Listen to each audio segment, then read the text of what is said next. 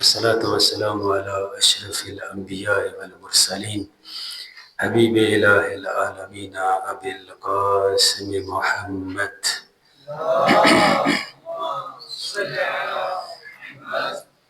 وعلى آله الطيبين الطاهرين المعصومين لا سيما على بقية الله الأعظم روحي وأرواحنا لتراب مقدمه الفداء ولعنة الله على أعدائهم أجمعين من يوم عداوتهم إلى قيام يوم الدين.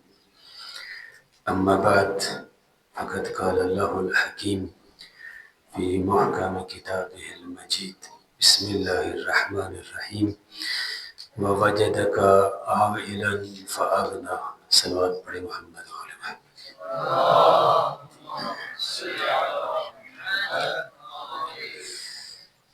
آج کیونکہ ماہ مبارک رمضان کا 10واں روزہ ہے اور ایک بہت بڑی مناسبت المناک رحلت پیغمبر گرامی اسلام کی شریک حیات اور غم گسار جناب خدیجۃ الکبریٰ کی رحلت کا دن ہے.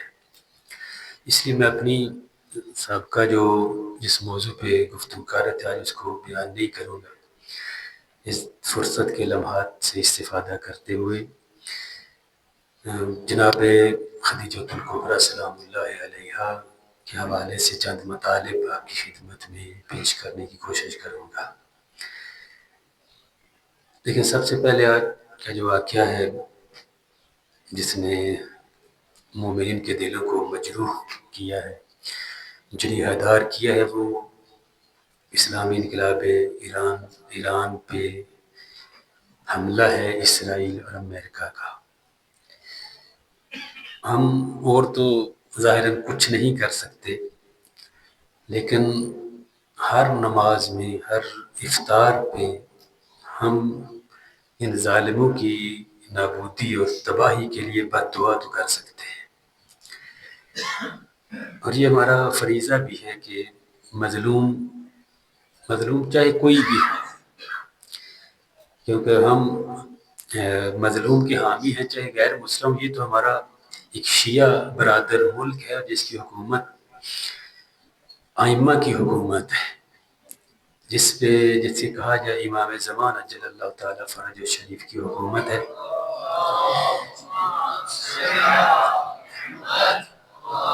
اس لیے ہمارا ہر فرد کا شخصی فریضہ بنتا ہے، اجتماعی فریضہ بنتا ہے ہر دعا میں اسلامی انقلاب ایران مقام معظم حبری مقدس مقامات کی حفاظت کے لیے ہم دعا کریں اور ان ظالموں کا جلد از جلد قلع کما کے لیے بھی دعا کرنی چاہیے. بہرحال حالات بہت نازک ہیں. البتہ آپ خبروں سے آگاہ طالب علم تو نہیں ہوں گے کہ ایران نے جوابی حملہ بھی شروع کر دیا ہے اور جہاں جہاں پہ عرب ممالک میں جس جگہ پہ بھی امریکہ کے اڈے تھے اس پہ میزائل مارے ہیں. خدا انشاءاللہ ان کی ہمت اور طاقت میں اضافہ فرمائے اور ان ظالموں اور ان کے سہولت کاروں کو نیست و نابود فرمائے. اور آج کے دن کی مناسبت سے پروردگارہ بحق خدیجۃ الکبریٰ اور اس ماہ مبارک رمضان کے صدقے میں ان ظالموں کو نیست و نابود فرما. مقام معظم حبری اسلامی انقلاب کو طول عمر ببرکت عطا فرما. دشمنان اسلام کی نابودی اور اسلامی انقلاب کی حفاظت کے لیے مل کے بآوازِ بلند صلوات.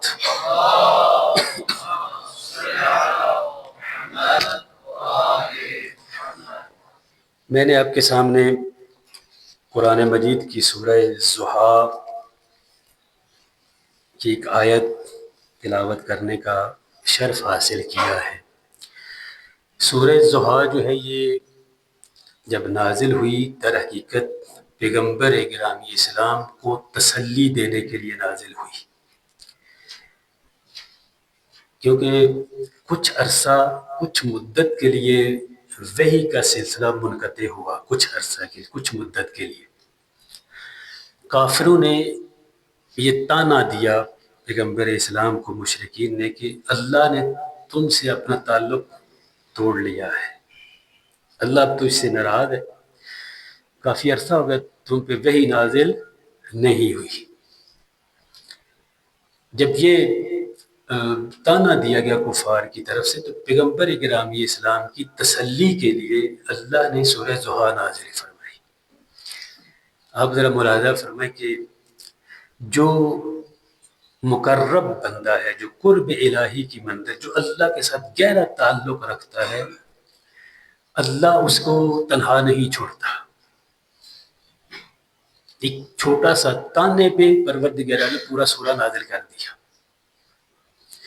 کہ میرے حبیب کو تانا دیا جا رہا ہے، میرے مقرب بندے کو تانا دیا جا رہا ہے، میں پورا سورہ نازل کر کے ان تانا دینے والوں کے منہ کو بند کر دیتا ہوں۔ اور پھر اس سورہ میں یہ جو آیت میں نے آپ کے سامنے پڑھی ہے، اسی سورہ کا تذکرہ ہے۔ وَوَجَدَكَ عَائِلًا فَأَغْنَىٰ، اے میرے حبیب پریشان نہ ہو، تو ایک وقت تھا کہ عائل تھا، عائل یعنی تنگ دست، یعنی فقیر۔ تجھے کس نے بنایا ہے بے نیاز؟ فَأَغْنَىٰ، میں نے تجھے بے نیاز بنایا ہے، تجھے بے نیاز بنایا ہے۔ تو تنگ دست تھا، فقیر تھا، تیرے پاس مال دنیا میں سے کچھ بھی نہیں تھا، تجھے بے نیاز بنایا ہے۔ تاریخ شاہد ہے اوائل اسلام میں ان کٹھن حالات میں جب پیغمبر تنہا تھے، جب اعلان رسالت ہوا ہے، کوئی ایک بھی ایسا نہیں تھا جو پیغمبر کی حمایت کے لیے کھڑا ہوتا سوائے ابو طالب کے، سوائے جناب ابو طالب کے۔ پورا مکہ مخالفت پہ اتر آیا، پورا مکہ۔ ایسے میں ایک خاتون نہ فقط ایمان لے کے آتی ہے، بات یہ ہے کہ خاتون معمولاً رقیق القلب ہوتی ہیں اور نازک ہوتی ہیں، نہ فقط ایمان لے کے آئی، جو کچھ مالدار خاتون جو کچھ اپنے پاس تھا وہ پیغمبر کی خدمت قدموں میں رکھ دیا۔ اصل معیار یہ، کمال یہ ہے کہ پیغمبر گرامی اسلام پہ ایمان لانے کے ساتھ ساتھ وہ بھی ایک خاتون۔ اور آپ قرآن مجید کی وہ آیت پڑھتے ہیں سورہ السابقون السابقون اولئک المقربون، جو سبقت کرنے والے ہیں دین اسلام کو قبول کرنے میں، وہ اللہ کے مقرب بندے ہیں، وہ اللہ کے مقرب بندے ہیں۔ اب آپ دیکھو فاستبقوا الخیرات، یہ مطلب بہت ساری ایسی چیزیں جہاں پہ خیرات میں سبقت کرو۔ جناب خدیجہ سلام اللہ علیہا نے یہ نہیں کہا اب میں کچھ مال اپنا بچا لیتی ہوں، کچھ پیغمبر کی خدمت میں دے دیتی ہوں۔ کہیں آپ کو تاریخ میں نہیں ملتا کہ میں کچھ مال بچا لوں۔ حتیٰ ایک غلام زید بن حارثہ جناب خدیجہ کو بعنوان ایک نوکر و غلام دیا گیا تھا، وہ بھی پیغمبر کو عطا کر دیا، سب کچھ عطا کر دیا۔ اور پھر جو بات کے حالات ہے میں انشاءاللہ ترتیب سے آپ کی خدمت میں وہ بیان کرتا ہوں۔ اتنی مالدار ہونے کے باوجود یہاں تک نوبت پہنچی، شیب ابی طالب میں فاقوں میں زندگی بسر کی ہے جناب خدیجہ نے۔ معمولاً سخت ہوتا ہے ایسی خاتون کے لیے، ایسے بچے کے لیے، ایسے مرد کے لیے جو ناز و نعمت میں پلا ہو، جس کے گھر میں نوکر چاکر ہوں، کسی چیز کی کمی نہ ہو، مالدار مشہور ہو، اور پھر سب کچھ راہ خدا میں قربان کر کے فاقوں پہ نوبت آ جائے۔ یہ آسان نہیں ہے، لیکن ہم لوگ انفاق کرتے ہیں، راہ خدا میں دیتے ہیں، کیا کوشش کرتے ہیں؟ پہلے تو یہ کوشش ہوتی ہے کہ جو سب سے چھوٹا نوٹ ہے نا جیب میں وہ نکالا جائے۔ اچھا اگر نوٹ ایک جاتے ہیں پھر کوشش یہ ہوتی ہے کہ سب سے، حالانکہ ویلیو ایک ہے، اگر نئے اور پرانے نوٹ ہے، کوشش ہوتی ہے جو پرانا نوٹ ہے وہ دیا جائے راہ خدا۔ یعنی حالت اپنی، ہم اب سب کی بات کر رہے ہیں، ہماری کوشش کیا ہوتی ہے کہ بھئی سب سے چھوٹا نوٹ دیا جائے، اور پھر اگر ایک جیسے نوٹ ہے وہ دیا جائے، حالانکہ ویلیو ایک ہی ہے دونوں کی، لیکن یہ سوچ ہے نا، یہ سوچ کی عکاسی کرتی ہے. یعنی کتنا آدمی راہ خدا، ہماری تو کوشش ہوتی ہے کہ کافی سارا حصہ بچا لیا جائے اور تھوڑا حصہ راہ خدا میں دیا جائے. یہ اوور آل ہمارا یہ کنسیپٹ. شاید کوئی کا دکا آدمی آپ کو نظر آ جائے، لیکن کمال معرفت جناب خدیجہ کبریٰ سلام اللہ علیہا دیکھو، سب کچھ دے دیا. اور ایک تاریخ میں کوئی ایسا جملہ آپ دکھا دیں کہ جس میں کسی وقت بھی آپ نے پیغمبر اس گرامی اسلام کو جتلایا ہو. میں تو بڑی اپنے میکے میں بڑی ناز و نعمت سے میں رہتی تھی، میرے پاس تو بڑا مال و دولت تھا. تمہارے گھر یہ مطلب جو خواتین ہیں یہ ایسے باتیں شروع سے کر جاتی ہیں. غصے میں آ کر حالات جب فرد کریں سخت آ جاتے ہیں، کئی ایسے مقامات پر خواتین اپنے شروع سے یہ بات کر جاتی ہیں. میں اپنے میکے میں بڑی ناز و نعمت میں رہتی تھی، اور میں تمہارے گھر میں یہ فاقوں میں زندگی بسر کر رہی ہوں. ایک جملہ بھی آپ تاریخ میں ایسا نہیں دکھا سکتے کہ جناب خدیجہ نے جملہ پیغمبر کرام اسلام کی کو کہا ہو. بلکہ یہ جملہ ملتا ہے، یا رسول اللہ مجھے معاف کر دینا، میں آپ کا حق ادا نہیں کر سکی. اتنی بڑی قربانی مال کی دینے کے بعد. اسی لیے عزیزان محترم، اسی لیے پیغمبر گرامی اسلام نے ان دو ہستیوں کے اس جہان سے جانے کے بعد پیغمبر اپنے آپ کو تنہا محسوس کر رہے اور پورا سال عام الحزن سوگ کا اعلان کیا ہے. پھر پیغمبر مدینے مکے میں نہیں رہ سکے. بڑے بڑے ہم نہیں کہتے اصحاب و انصار بھی تھے، لیکن ان دو حامیوں کے چلے جانے کے بعد یہ کے بعد دیگرے ایک ہی سال کے اندر پیغمبر گرامی اسلام کو مکہ چھوڑنا پڑا.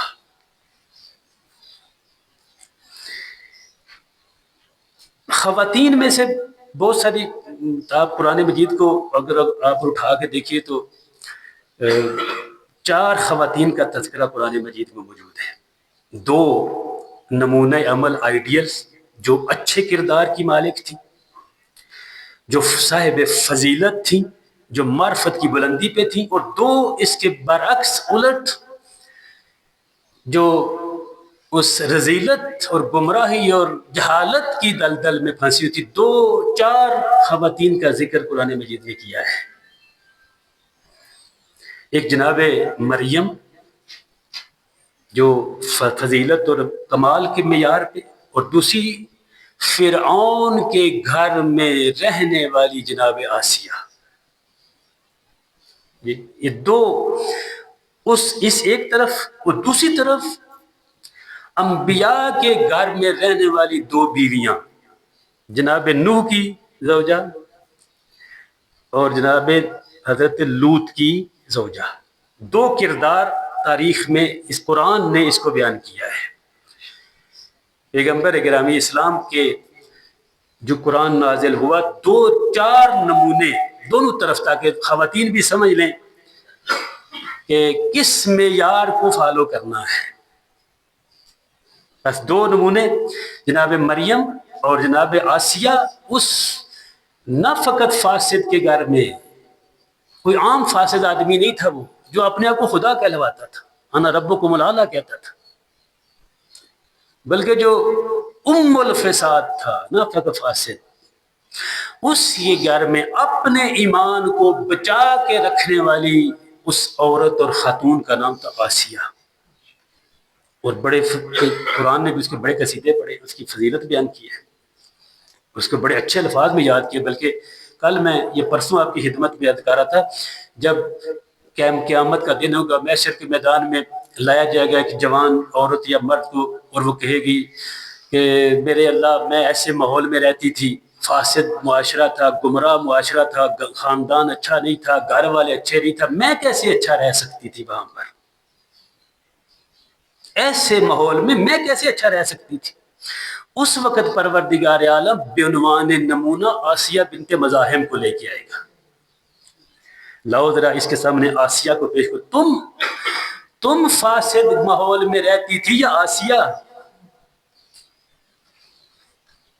یہ دو نمونے. اور دوسری طرف انبیاء کے گھر میں رہنے والی. اب یہاں پہ ایک چیز ذہن میں رکھنا، بس اسلام کے نزدیک معیار کردار ہے، نسبت نہیں. کردار کو دیکھتا ہے. ہاں اگر کردار بھی ہے، نسب بھی اچھا ہے، نور علی نور، اس میں تو مشکل ہی کوئی نہیں. لیکن اسلام کا معیار کردار ہے. نبی کے گھر میں رہتی ہوئی بیوی منفور ہو سکتی ہے کردار انبیاء والا نہ ہونے کی وجہ سے، اور فرعون کے گھر میں رہتی ہوئی بیوی کمال اور معرفت کی بلندی پہ فائز ہو سکتی ہے اپنے کردار کی وجہ سے. اسی لیے یعنی سابقہ امتوں میں اور بھی خواتین ہیں، لیکن میں قرآن کی بات کر رہا ہوں. جناب حوا تھی، جناب سارہ تھی. پیغمبر نے فرمایا میری امت اسلامیہ میں، مسلمانوں میں 2 ایسی خواتین ہیں جو نمونۂ عمل ہیں. ایک ماں ہے، ایک اس کی بیٹی ہے. ایک جناب خدیجۃ الکبریٰ ہیں سلام اللہ علیہا، اور ایک ان کی دختر نیک اختر جناب سیدہ فاطمہ الزہرا سلام اللہ علیہا.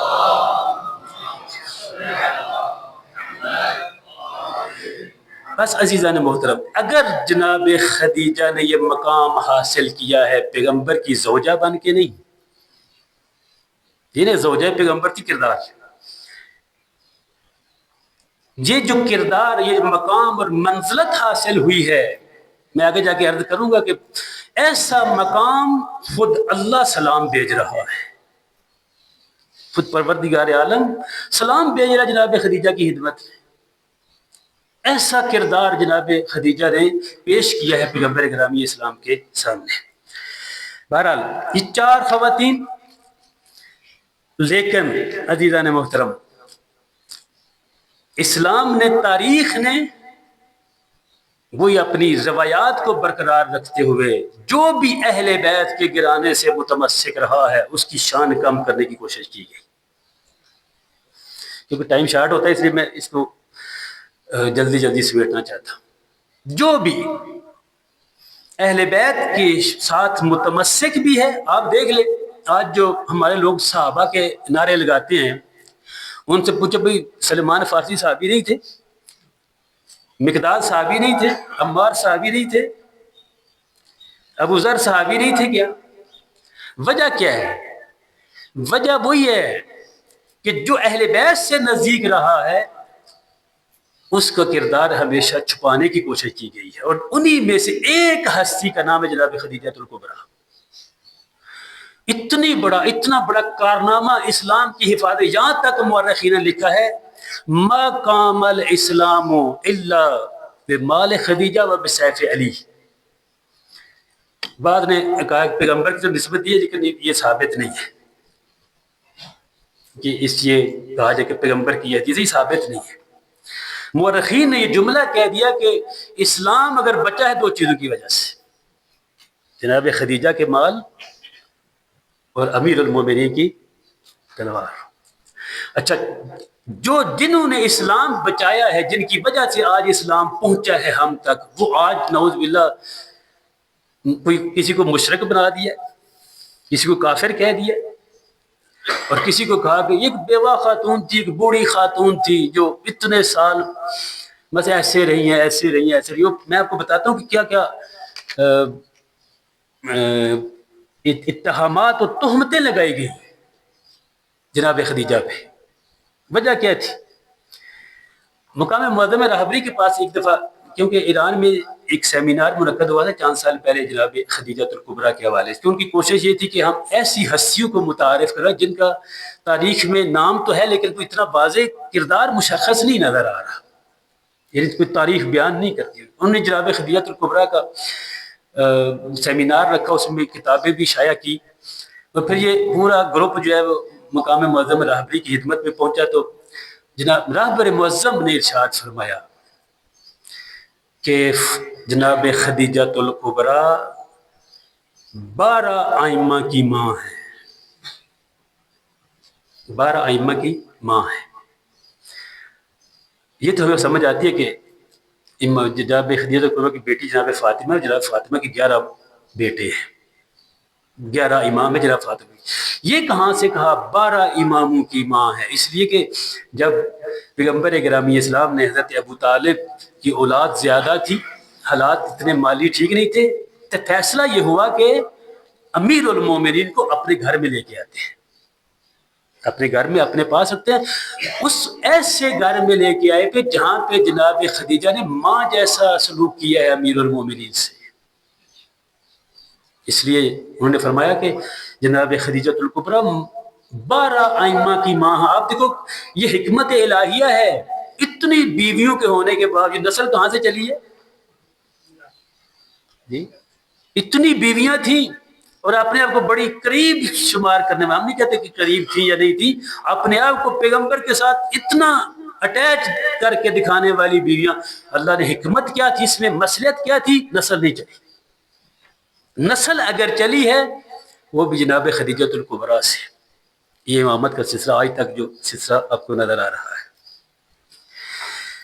بس جناب خدیجۃ الکبریٰ سلام اللہ علیہا نے وہ کردار ادا کیا، وہ مال ادا کیا اس ایسے حالات۔ دیکھیں پیغمبر کے اسلام لانے کے بعد، بعثت پیغمبر کے بعد، مدینہ میں پیغمبر کی حکومت قائم ہونے کے بعد ایمان لانا اور پیغمبر کی بیویاں بننا اور بات ہے۔ جب پیغمبر نبی مان چکے ہیں، لوگ جان قربان کرنے کے لیے پیغمبر پر تیار ہیں، بڑے بڑے صحابی موجود ہیں پیغمبر پہ جان قربان کرنے کے لیے، اس وقت رشتہ دینا اور لینا آسان ہے۔ اس وقت اپنے آپ کو رشتے کے لیے پیش کرنا کہ جب پیغمبر، قرآن کہہ رہا ہے فَوَجَدَكَ عَائِلًا فَأَغْنَىٰ، اس وقت تو فقیر تھا، تنگ دست تھا، تجھے کس نے بے نیاز بنایا ہے؟ اس وقت نہ فقط رشتہ، خود خواستگاری، خود اپنے رشتے کو پیش کیا جناب خدیجۃ الکبریٰ نے۔ اور پھر تاریخ آپ پڑھیں، میں اس میں نہیں جانا چاہتا، حق مہر بھی خود رکھا ہے۔ ویسے حق مہر مرد دیتا ہے، لیکن جناب خدیجہ نے خود حق مہر رکھا ہے۔ تو کفار نے بڑا اعتراض کیا، مشرکین مکہ نے اعتراض، دیکھو جناب حق مہر تو مرد دیتا ہے، عورت کیوں دے رہی ہے؟ یہ جناب ابو طالب پہ جب اعتراض ہوا تو ابو طالب شدید غصے کے عالم میں کھڑے ہو گئے۔ وہ تاریخ کہتے ہیں کہ جب جناب ابو طالب کو غصہ تھا تو کسی کی بولنے کی جرت نہیں ہوتی تھی، جب کھڑے ہوئے تو ایک جملہ کہا، کہتا وہ تمہارے مرد ہیں جو حق مہر دیتے ہیں، مرد اگر پیغمبر جیسا ہو پھر حق مہر زوجہ دے سکتی ہے، مرد اگر، شوہر اگر پیغمبر گرامی اسلام جیسا ہو پھر حق مہر دینے میں کوئی حرج نہیں، کیونکہ خواہش یہ ہے کہ یہ رشتہ منسلک ہو جائے۔ لیکن اس میں بھی آپ دیکھیں گے، ابھی میں وہ شکوک و شبہات جو اتہامات لگائے کہ میں آپ کی خدمت میں بیان کرتا ہوں۔ بہرحال جناب خدیجۃ الکبریٰ نے یہ مال اپنا سب کچھ راہ خدا میں دیا۔ خود پیغمبر نے ارشاد فرمایا ما نفعنی مال قط ما نفعنی مال خدیجہ، مجھے کسی کے مال نے اتنا فائدہ نہیں پہنچایا جتنا جناب خدیجہ کے مال نے فائدہ پہنچایا ہے۔ بڑے بڑے بعد میں بھی دیکھنا، جب کسی کو پرچار کرنا ہو، نہ کسی کی تشہیر کرنی ہو، تو پھر کوئی چھوٹی سی چیز بھی دے تو لوگ اس کو بڑھا چڑھا کے پیش کر دیتے ہیں۔ تاریخ میں آپ نے پڑھا، میں کسی کا نام نہیں لیتا، لیکن بڑے بڑے کہا گیا فلان اتنا مال دے دیا، فلان اتنا مال دے دیا، فلان اتنا مال دے دیا، بڑھا چڑھا کے پیش کیا گیا۔ لیکن جس نے اپنا کل سرمایہ راہ خدا میں دے کے تذکرہ نہیں ملتا کہ ان کی شان، ان کو بلکہ شان کم کرنے کی کوشش کی گئی ہے۔ اچھا ایک بات یاد رکھنا، یہ فقط مال کے اعتبار سے سہارا نہیں تھی پیغمبر گرامی اسلام کے لیے، یہ پیغمبر کی نبوت اور قلبی سہارا تھی جناب خدیجۃ الکبریٰ۔ تاریخ میں ملتا ہے کہ جب پیغمبر گرامی اسلام پہ مشرکین مکہ ظلم کرتے، پتھر مارتے، لولہان کر دیتے، زخمی ہو جاتے، اور پیغمبر گھر آنے کی بجائے اس دن بھی جمعے پہ یاد کرا تھا ہرا کی پہاڑی پہ چلے جاتے۔ تاریخ میں ملتا ہے کہ جناب خدیجۃ الکبریٰ کو جب پتہ چلتا کہ میرے شوہر زخمی ہوئے ہیں، کچھ کھانا باندھتی، کچھ مرہم کا سامان کرتی، دوڑ پڑتی، تاریخ کے جملے دوڑ پڑتی، حرا میں جاتی، اور جو حج پہ مشرف ہوئے وہ تو جانتے کتنا کٹھن سفر ہے، کتنا مشکل سفر ہے وہاں پر غار حرا اور کوہ حرا پہ جانا۔ وہاں پہ ملتا ہے کہ جب پہنچتی کیا دیکھتی، پیغمبر گرامی اسلام ایک پتھر کی اوٹ میں آرام کر رہے ہیں، زخمی ہے، خون بہ رہا ہے۔ اتنی ثابت قدمی پیغمبر گرامی اسلام کی، خون بہ رہا ہے، لیٹے ہوئے ہیں تاکہ تھوڑی دیر آرام آ جائے۔ پہنچتی، جا کے مرہم کرتی، کھانا پیش کرتی، تسلی دیتی، ڈھارس بنواتی۔ بس اس دور میں کہ جب پیغمبر گرامی اسلام تنگ دست تھے اور مالی اعتبار سے ضرورت بھی تھی، کیونکہ اکثر لوگ جو پیغمبر پہ ایمان لے کے آئے تھے، کوئی غلام تھے، کوئی غریب لوگ تھے، کوئی کسی کا مقروض تھا، بڑے بڑے سرداروں قبیلے والوں کے لوگ مقروض تھے۔ پیغمبر گرامی اسلام مال دیتے جناب خدیجہ کا، اس کا قرض ادا کرتے، اسے آزاد کروا دیتے، یا غلام کو پیسے دیتے، اس کے مالک کو، اسے آزاد کروا دیتے۔ یہ سارا کام کس مال سے ہوا ہے؟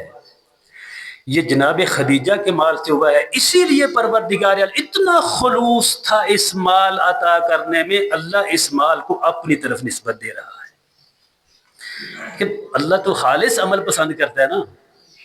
اللہ ریاکاری والا عمل پسند نہیں کرتا کہ ایک 10 روپے دے کے ہم پورے ڈوڈیال میں اس کی تشہیر کریں۔ وہ 10 روپے دے دو، خلوت میں دے دو، خفیہ طور پہ دے دو، ہو اس میں خلوص، اس کو اللہ پسند کرتا ہے۔ جناب خدیجہ کے سارے مال کو اتنا خلوص تھا اس میں، اللہ کہہ رہا ہے میں نے تجھے بے نیاز کیا ہے۔ اور ادھر سے جناب ابو طالب کے بارے میں، الم یجد کا یتیما فآویٰ، تو یتیم تھا، تجھے کس نے پناہ دی؟ اے میرے حبیب، اب تمہیں تسلی دے رہا ہوں، پریشان نہ ہوں، یہ مشرکین تانا دیتے رہتے ہیں، تو یتیم تھا، تجھے پناہ دی۔ کس نے پناہ دی؟ جناب ابو طالب نے۔ اپنی اولاد تک کو پیچھے کر دیا، پیغمبر گرامی اسلام کو اہمیت دی۔ اور افسوس سے کہنا پڑتا ہے کہ مسلمانوں نے نہ جناب ابو طالب کا پاس رکھا، نہ جناب خدیجہ کا۔ مثلا یہ کہا گیا کہ پہلا تو یہ کہا گیا کہ جناب خدیجہ بیوہ خاتون تھی، پہلے اس کے 2 شوہر تھے۔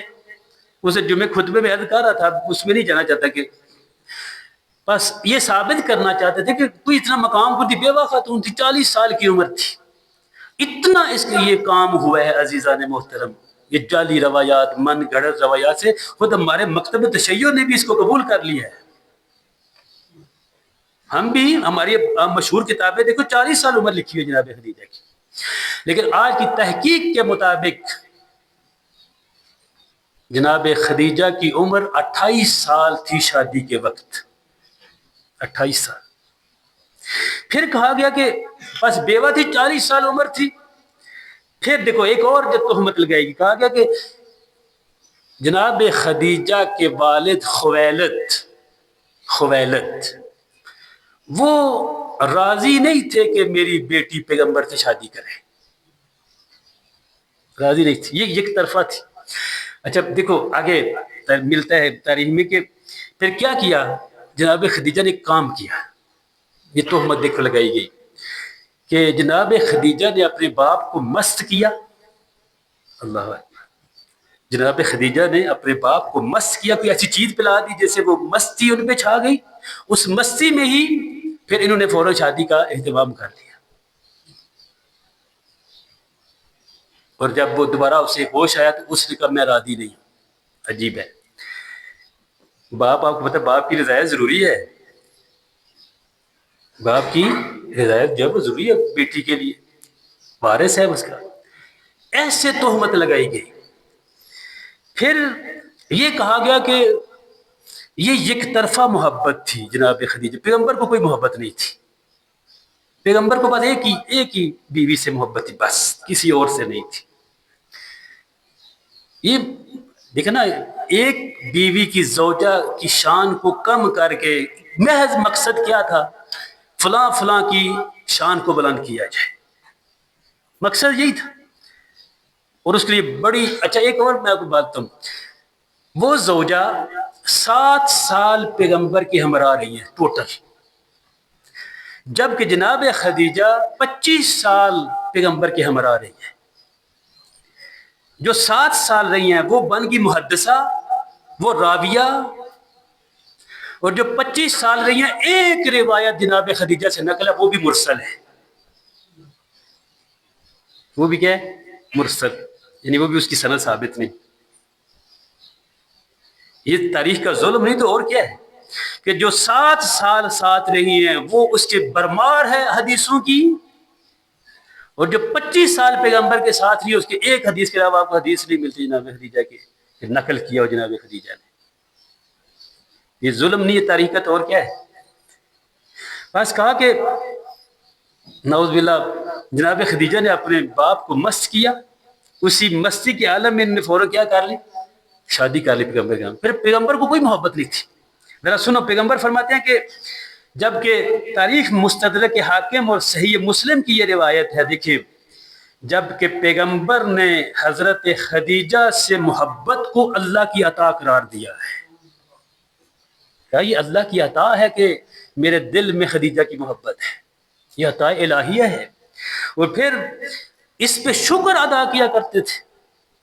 یہ مستدرک حاکم کہتا ہے کہ پیغمبر گرامی اسلام اس شادی پہ اللہ کا شکر ادا کیا کرتے تھے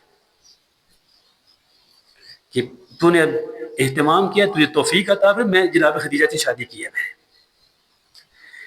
لہذا دیکھو تاریخ، میں نے کہا آپ کی خدمت میں عرض کیا ہے کہ جو بھی اہل بیت سے منسلک رہا ہے، جس نے بھی اہل بیت سے محبت کا دم بھرا ہے، تاریخ نے اس کے ساتھ ایسا سلوک کیا ہے، روایات گڑ گڑ کی۔ کیونکہ آپ جانتے ہیں کہ حکومتیں جن کے پاس تھیں وہ دشمنان اہل بیت تھے، ان نے حدیثوں کو گڑا، جو بھی حدیث اہل بیت کی شان میں تھی اسے گڑ کر دوسری طرف لے گئی۔ یہاں تک نوبت پہنچ گئی ابو طالب مشرک ہے، نعوذ باللہ کافر کہا گیا۔ آج بھی یہ بہت زیادہ باتیں سوشل میڈیا پہ ہوتی ہے، جبکہ امام موسیٰ کاظم، اسے میں حدیث عرض کر رہا تھا، امام موسیٰ کاظم فرماتے ہیں ابو طالب وصی انبیاء تھے، جن کے پاس انبیاء کی امانتیں اور ودائع موجود تھے، جنہوں نے پیغمبر کی خدمت میں پیش کیے، اور یہ لوگوں پر حجت تھے۔ اچھا ایک اور بات، یہ جو کہا جاتا ہے نا سب سے پہلے اسلام لائیں، اس کا یہ مطلب نہیں کہ پہلے وہ کافرہ تھی، کافرہ نہیں تھی، دین حنیف پہ تھی۔ ہاں ظاہر سی بات ہے جب پیغمبر نے اعلان رسالت کرنا تھا تو اسی وقت ہی کلمہ پڑھنا تھا، یہ تو الگ بات ہے۔ لیکن یہ کہنا کہ اسلام لانے کا یہ مطلب ہو کہ جیسے بعض لوگ اسلام لائے ہیں جو میرے کفر سے اسلام میں ہیں، ایسے ہی اب علی نے اسلام لایا ہو، ایسے ہی جناب خدیجہ بھی اسلام لائے، ایسا نہیں ہے۔ یہ دین حنیف پہ تھی، اور جب پیغمبر نے اعلان رسالت کیا ہے، بعثت کا اعلان کیا ہے، تو اس وقت جناب خدیجہ نے ایمان لے کے آئی۔ اس لیے عزیزان محترم ذرا سنو، پیغمبر گرامی اسلام کی زبان مبارک سے وہ فضائل سنو جناب خدیجہ کے جو آپ نے بیان کیے ہیں۔ وہ نبی جو وما ینطق عن الہوی ان هو الا وحی یوحی، جو بغیر اللہ کی وحی کے کلام نہیں کرتا، وہ کیا فرماتے ہیں؟ وہ فرماتے ہیں بنی اسرائیل کی بہترین خاتون مریم، بنی اسرائیل کی بہترین خاتون جناب مریم تھی، اور امت مسلمہ کی بہترین خاتون جناب خدیجہ الکبریٰ تھی۔ آپ یہ نہ کہنا جناب فاطمہ تو سیدۃ نساء العالمین ہے، امت پیغمبر کہہ رہے امت مسلمہ، مسلمانوں کے اندر بہترین خاتون کون تھی؟ جناب خدیجہ الکبریٰ۔ پھر فرمایا خدیجہ پیغمبر کی سچی حامی اور بہت دولت مند تھی، کہتے سچی حامی تھی، اپنی حمایت میں صداقت کی اس منزل پہ فائز تھی جناب خدیجہ۔ پھر فرمایا اللہ نے خدیجہ سے بہتر مجھے کوئی بیوی عطا نہیں کی۔ یہ جب کسی زوجہ نے دیکھا نا کہ ہر ٹائم ہی پیغمبر جناب خدیجہ کے نام لیتے تھے، نام لے لے کے روتے تھے پیغمبر جب بھی جناب خدیجہ کا، حتیٰ یہاں تک ملتا ہے جب جنگ بدر یا جنگ احد کی بات ہے کہ جب ایک وہ جو ربائبہ تھی، جو جناب خدیجہ کی گود میں پلی ہوئی بیٹیاں تھی، ان کے امر آس کے نام سے وہ جب گرفتار ہو کے آیا نا میدان بدر میں تھا یا احد میں، اتنی محبت دیکھ رہے تھے جناب خدیجہ سے پیغمبر کی. جب پتہ چلا وہ گرفتار ہو گیا، پہلے یہ تھا کہ قیدی گرفتار کرے، اس سے جزیہ لو یا ایسے ہی ہمیں مارے، ان کو قرآن پڑھے پھر آزاد کر دو کفار کو. اس وقت پیغمبر نے کہا میں چاہتا تو یہ ہوں کہ یہ کیونکہ اس لڑکی کا شوہر ہے جس کی نسبت خدیجہ سے تھی، میں نہیں چاہتا ایسے کوئی جزیہ لیا جائے. اگر آپ مسلمان چاہتے تو میرا خواہش یہ ہے کہ اسے آزاد کر دیا جائے. وجہ کیا تھی؟ اس کی نسبت جناب خدیجہ سے ملتی تھی. وفات کے بعد جب کبھی قربانی، خود جناب عائشہ روایت کرتی ہیں، قربانی کرتے ہیں اور کہاں گوشت سب سے پہلے کہتے ہیں یہ حصہ مختص کر دو جناب خدیجہ کی سہیلیوں کے لیے. اتنی محبت جناب خدیجہ سے. وہ تاریخ کہتے ہیں کہ پیغمبر کو محبت نہیں تھی. فرمایا جب اس نے کہا نا کہ یا رسول اللہ کیا آپ ایک بوڑھی عورت کا تذکرہ کرتے رہتے ہر ٹائم، ہم بہتر بیویاں آپ سے ملی ہیں، اس سے بہتر ہمیں آپ کو ملی ہے، جوان ہیں. پیغمبر نے فرمایا اللہ نے خدیجہ سے بہتر مجھے کوئی بیوی عطا نہیں کی. وہ اس وقت مجھ پر ایمان لائی جب لوگ میری نبوت کا انکار کیا کرتے تھے، جب لوگ پتھر مارتے تھے، زخمی کرتے تھے، دیوانہ کہتے تھے، پاگل کہتے تھے، اس وقت جناب خدیجہ مجھ پہ ایمان لائی.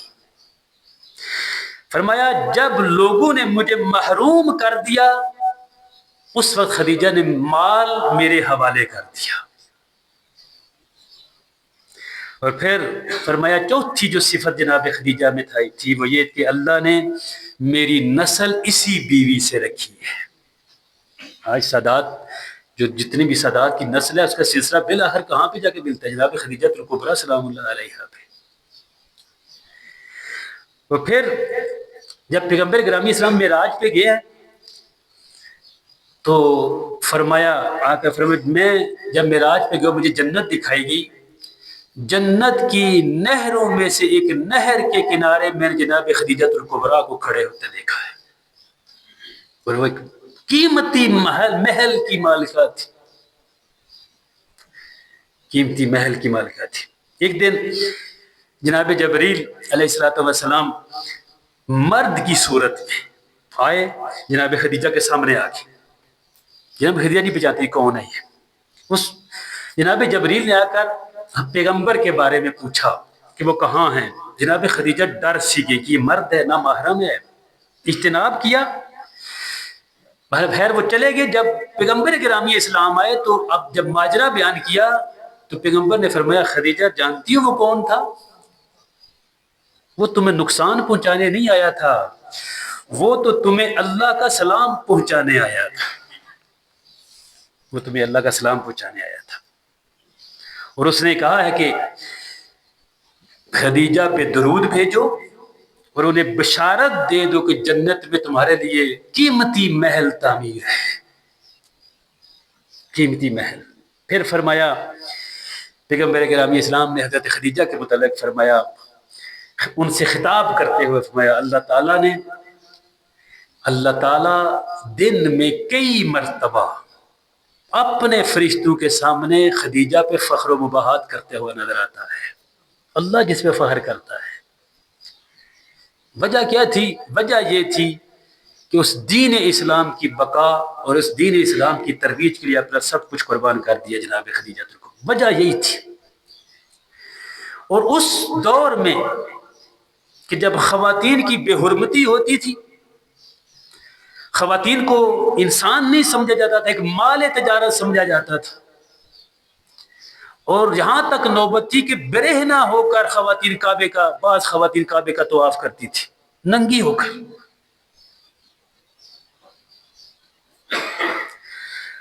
اور لوگوں کے بعض گھروں میں جھنڈے نصب تھے، کس کے لیے؟ فحشا کے مرکز کے طور پر، ایک فحشا کا مرکز کے طور پر جھنڈے نصب ہوتے تھے۔ اس دور میں جناب خدیجہ کا لقب کیا تھا؟ طاہرہ۔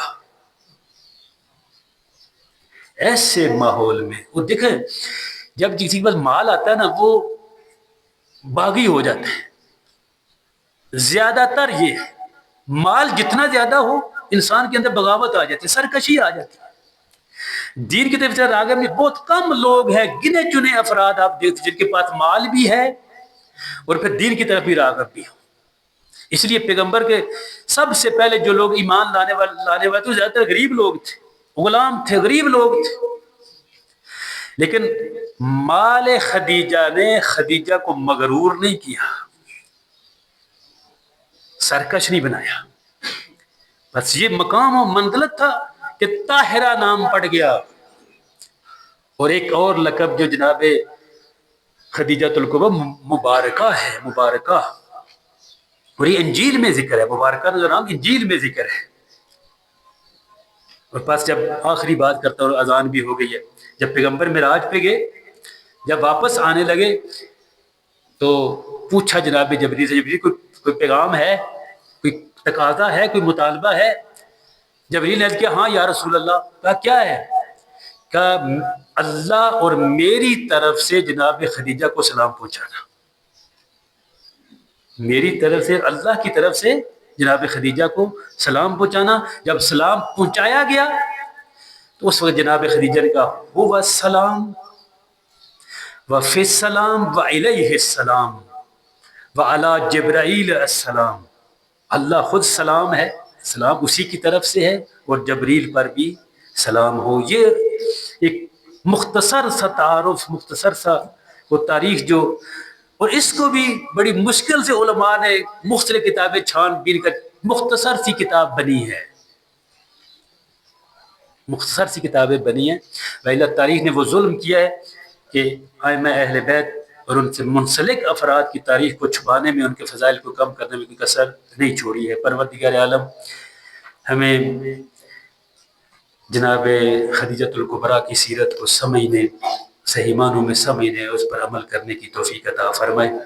اور آج کے دن کے صدقے میں پروردگارہ تجھے جناب خدیجہ الکبریٰ کا واسطہ اور اس ماہ مبارک رمضان کا واسطہ، یہ جو روزے ہیں، یہ چھوٹی پوٹی عبادت ہے، پروردگارہ آج حالات بڑے سخت ہیں میرے اللہ، تجھے آج کس عظیم دن کا واسطہ میرے اللہ دشمنان اسلام کو ذلیل و خوار فرما، اسلامی انقلاب ایران اور مقام معظم رہبری کی حفاظت فرما، میرے اللہ دشمن کا کلا کما فرما، اور ان کے جو سہولت کار ہیں، جو ان کو اڈے فراہم کرتے ہیں، پروردگارہ ان کو اگر قابل ہدایت نہیں ہیں ان کو بھی نیست و نابود فرما، امام زمانہ کے ظہور میں تاجیل فرما، بر محمد و آل محمد صلوات۔